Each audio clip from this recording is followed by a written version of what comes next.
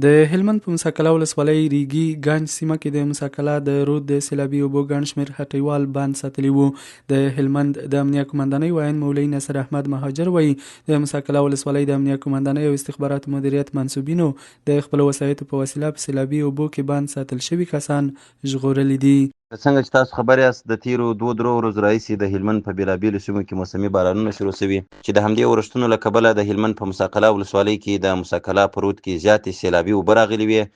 چې د ریګي ګنج په سیمه کې زیات شمېر هیوادوال په دوکانونو کې بند پاتې شوي وه. د موسی قلعه ولسوالۍ امنیه قمندانۍ او استخباراتو مدیریت ملګرو په عاجله توګه سیمې ته ځانونه رسولي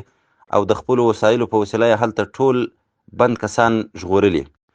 د یادونې وړ ده چې د یاد ورښت له امله په نورو سیمو کې هم امنیتي ځواکونو د سیلابونو او کور نړېدلو پر مهال هیوادوال ژغورلي.